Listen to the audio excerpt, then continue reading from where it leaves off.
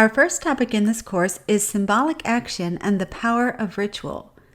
By the power of ritual, I'm referring to the way in which ritual is not simply a fun activity.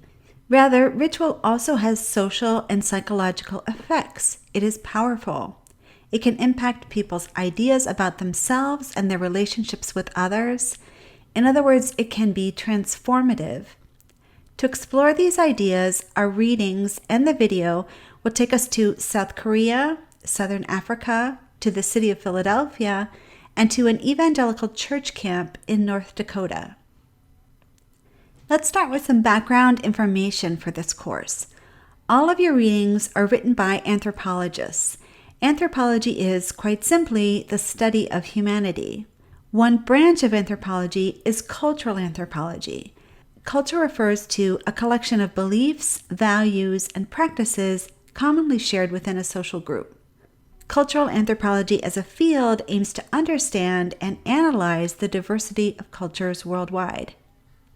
Cultural anthropologists learn about cultures through a variety of research methods, but the quintessential method is what we call fieldwork, which involves long-term stay in the region, immersion within everyday activities, use of the local language, and an attempt to really understand people's lives and experiences. The type of writing we do is called ethnography, which is basically a description of cultural meanings and practices in a particular time and place.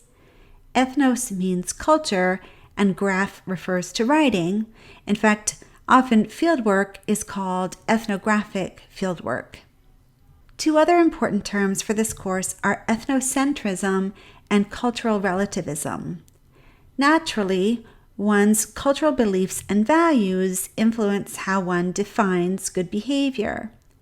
Ethnocentrism is a perspective in which people use the values of their own culture to judge the actions of people with a different set of beliefs, values, and practices.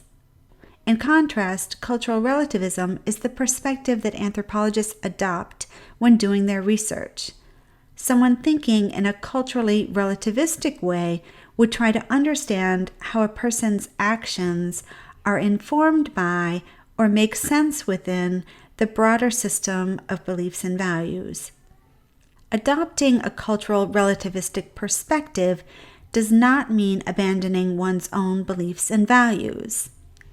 It simply means that, before rushing to judgment, someone would first try to understand why people do what they do.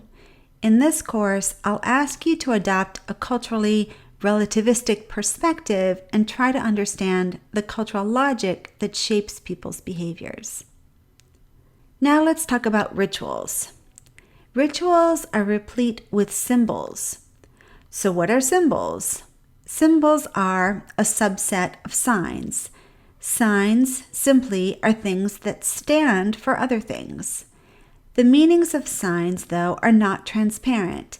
Not everyone reads signs in the same way.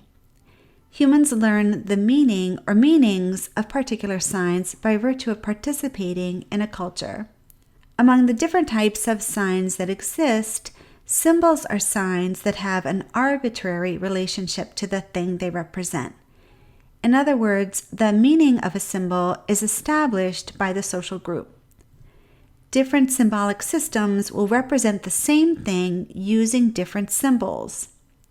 In the example given in this image, we can see that there are different types of signs that we can use to represent water. And the symbol that is used to represent water in the English language is the word water. You can see that in the bottom right-hand corner. Water. It's a funny sound, isn't it? Different languages and cultures will use different symbols to represent water. For example, agua in Spanish or Wasser in German. There is no necessary relationship between the thing, water, and the symbolic word for it, water. As with all symbols, to learn the meaning of the symbol, you need to learn it from cultural insiders. Also, many actions have symbolic meaning, such that the meaning of those actions makes sense within a particular cultural context. We call these symbolic actions. Examples of symbolic actions are making a peace sign, thrusting a fist into the air, placing flowers on a grave, and applying holy water. The meanings of these actions make sense within a specific cultural symbolic system. Victor Turner, whose name you will come across more than once in this course, launched a line of investigation known as symbolic anthropology. Symbolic anthropology interprets rituals by identifying the symbols and the symbolic actions within rituals and decoding their meanings according to the perspective of a cultural insider. Your first assignment of the course is to read a 2-page excerpt from David Hicks's book, Ritual and Belief, in which he defines and briefly discusses symbols and rituals. Rituals, according to Hicks, consist of, quote, repetitive forms of behavior that are carried out on socially prescribed occasions and that convey messages whose meanings may or may not be explicitly known to the participants, end quote. Rituals are found throughout our cultural lives, both within and apart from religion. Then you will read portions of Tom Driver's chapter on transformation from his book, The Magic of Ritual. He makes an argument about the power of ritual, and he gives examples from different countries around the world, but I would like you to pay close attention to the examples he gives from South Korea and Lesotho. Lesotho is a tiny country embedded within South Africa. 3 sentences in Driver's chapter seem to really capture the essence of his argument. First, on page 172, he says, quote, the business of religions and their rituals, then, is to effect transformations, not only of persons' individual subjectivities, but also transformations of society and the natural world. Then he says on page 188, quote, ritual is neither a detached contemplation of the world nor passive symbolization of it, but it is the performance of an act in which people confront one kind of power with another and rehearse their own future. Finally, on page 189, he says, quote, we might say that ritual embodies the principle of growth or dynamic process through which a society transcends itself, praising, evaluating, rebuking, and remolding life as it is presently lived, end quote. We might summarize these sentences by saying that rituals actually transform the way that people think about themselves, society, and the natural world, and they do so because they oblige people to perform symbolic actions that directly represent the idealized self and idealized social world. Furthermore, rituals don't simply affect the way people think, but can also affect the way they behave. In rituals, people rehearse idealized kinds of social relationships, and therefore rituals contain within them the seeds of social transformation. This is the magic of ritual to which the title of his book refers. As you are reading, aim to understand those 3 sentences and how Driver illustrates those ideas with examples. Later, you will read Cindy Dell Clark's article, Enculturation Incarnate, Ritual Sensoria in U.S. Patriotic Holidays. Enculturation refers to the process through which people come to adopt cultural beliefs and practices. Naturally, anthropologists have long been interested in the ways in which such beliefs and practices are passed from generation to generation, and ritual is critical in this process. Clark, like Driver, is interested in the power of ritual or how it moves us, even in ways that are below our conscious awareness. Her research focuses on ritual in children, and she is interested in how children respond to ritual experiences. As she discusses in this article, adults often do not intentionally and explicitly teach children core cultural values and beliefs expressed in language. Rather, such beliefs and practices are absorbed as children participate in rituals which encode those values. Clark focuses in particular on how rituals communicate these values through sensory experiences and bodily movements. In her article, she first reviews research by other anthropologists on children and ritual.